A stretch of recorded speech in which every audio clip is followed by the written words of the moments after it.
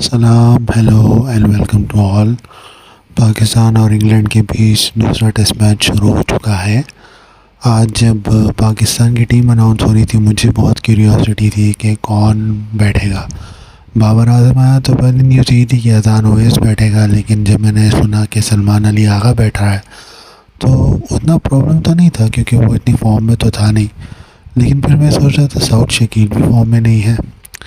Nevertheless Pakistan ने toss जीत के पहले बॉलिंग की और कास्ट कंडीशंस को लेकर, और शुरू में इंग्लैंड ने थोड़ा डिसेंट स्टार्ट किया, लेकिन फिर एमिलियो गे को बहुत ज़बरदस्त कैच पकड़ा रिजवान ने डाइव करते हुए राइट पे मोहम्मद अब्बास की बॉलिंग पे।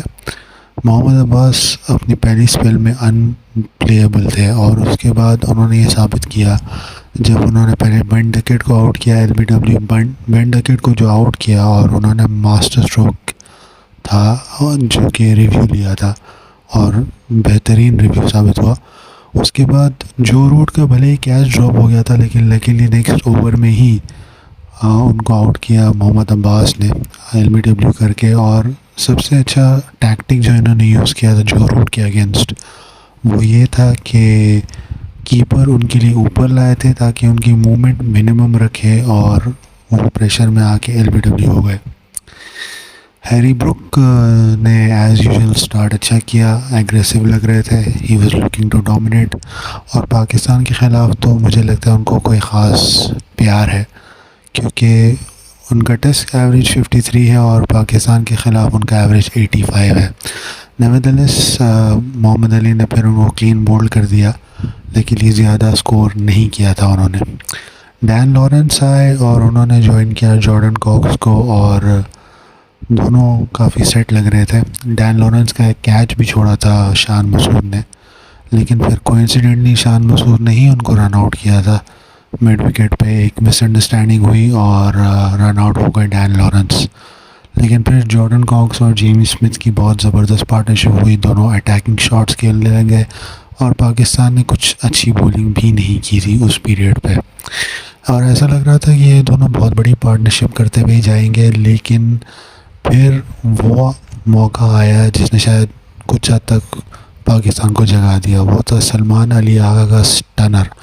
सलमान अली आगा ने जो कैच पकड़ा वो इंग्लैंड की समर का तो सबसे अच्छा कैच था, बिकॉज अनरियल था वो कैच, डाइव करते हुए राइट हैंड से लेना अनरियल। और मेरे ख्याल है जैसा मैंने कहा उसने पाकिस्तान टीम को बूस्ट कर दिया, क्योंकि उसके बाद पाकिस्तान टीम की बॉलिंग थोड़ी बेहतर हुई तो गसी एटकिंसन ने उनको अटैक करना शुरू कर दिया था आते साथ ही। लेकिन फिर क्या हुआ कि मोहम्मद अली की दूसरा स्पेल हुआ और उन्होंने फिर बहुत अच्छी इन स्विंगर डाली और जेमी स्मिथ को आउट कर दिया क्लीन बोल्ड करके। उसी ओवर में उन्होंने ऑली रॉबिन्सन को भी आउट किया। सेकंड बॉल डक था उनका और उनका second consecutive duck in as many innings for Ollie Robinson. तो मोहम्मद अली अपने सेकंड स्पेल में बहुत ही ब्रिलियंट थे। 3 विकेटें ली मोहम्मद अली ने और कोइंसिडेंटली तीनों की तीनों बोल्ड हुए थे। So very good spell by Mohammad Ali. Khurram Shahzad ने 1 विकेट ली और उसका क्रेडिट तो उस कैच को ही जाता है, लेकिन overall Khurram Shahzad was quite disappointing. खैर इन विकेटों के बाद आया था जोफ्रा आर्चर, और जोफ्रा आर्चर ने मोहम्मद अब्बास को एक छक्का और एक चौका तो मारा, लेकिन मोहम्मद अब्बास ने फिर उनको क्लीन बोल्ड कर दिया था और उसके साथ 4 विकेटें ले ली थी। और कोइंसिडेंटली ये मेरे ख्याल है मोहम्मद अब्बास का तीसरा कंसेक्यूटिव 4 पर है लॉर्ड्स में। पिछली बार जब पाकिस्तान और इंग्लैंड का यहाँ मैच हुआ था उसमें मोहम्मद अब्बास ने 8 विकेटें ली थी और उसमें भी 4-4 थी और इसमें भी 4 ही ली हैं। आज इन्होंने एक यूनिक रिकॉर्ड बनाया था, उनकी 900 विकेटें हो गई हैं फर्स्ट क्लास में और एवरेज सिर्फ 20 का। तो ओवरऑल दिन में कहूँगा पाकिस्तान का अच्छा था, लेकिन उन्होंने इंग्लैंड को बहुत इजी रन्स दे दिए थे और पाकिस्तान को बहुत अच्छी तरह बैटिंग करनी होगी ताकि इंग्लैंड पे प्रेशर है और लास्ट इनिंग्स भी ज़्यादा टारगेट ना हो। दूसरी तरफ श्रीलंका ने मैच ड्रॉ कर दिया। इस सीरीज़ के मेरे ख्याल से सबसे बड़े स्टार मेरी नज़र में सोनल दिनुशा थे, जिन्होंने हर इनिंग्स में श्रीलंका की तरफ से टॉप स्कोर किया और 3 सेंचुरीज मारी मुसलसल। इनफैक्ट ये भी एक यूनिक रिकॉर्ड था कि इन्होंने 2 दिन में 2 सेंचुरीज मारी। कल और आज दोनों टाइम इन्होंने हंड्रेड्स की और बहुत अच्छी बैटिंग की, बहुत अच्छे टैलेंट लग रहे थे। लेकिन श्रीलंका की ड्रॉ में बहुत बड़ा हाथ जाता है उनके टेलेंडर्स को। टेलेंडर्स 8, 9, 10, 11 इन लोगों ने मिलकर करीब 50 ओवर्स के आसपास बैटिंग की, अनरियल रेजिस्टेंस दिखाया।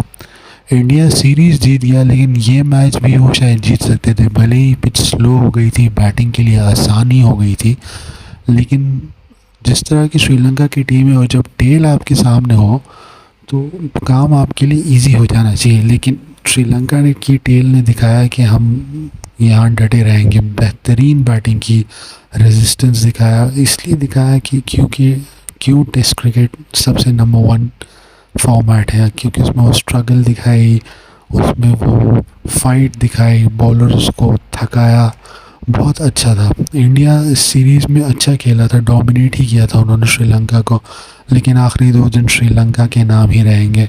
Sonal Dinusha man of the match deservingly बने, मेरे ख्याल से वो मैन ऑफ द सीरीज़ भी थे, लेकिन मैन ऑफ द सीरीज़ मिला देवदत्त पडिक्कल को। नेवरदलेस श्रीलंका ने बहुत अच्छा एक टैलेंट मिला है। आई होप श्रीलंका के लिए बहुत अच्छा खेले और बहुत ऊपर जाए। Nevertheless, very well played and congratulations to India for a series win. आखिरी न्यूज़ मेरी तरफ से ये थी कि Mitchell Starc number 1 test bowler बन गए थे। जस्ट बिफोर दैट ये एक ग्राफ मैंने निकाला था, आप ख़ुद देख सकते हैं।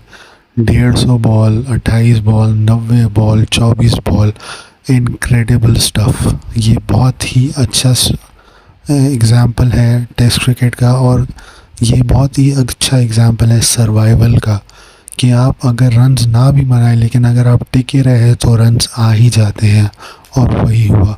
सोनल दिनुशा की जितनी तारीफ़ की जाए कम है। उन्होंने 420 रन बनाए थे सीरीज़ में, जिसमें 260 टेलेंडर के साथ है।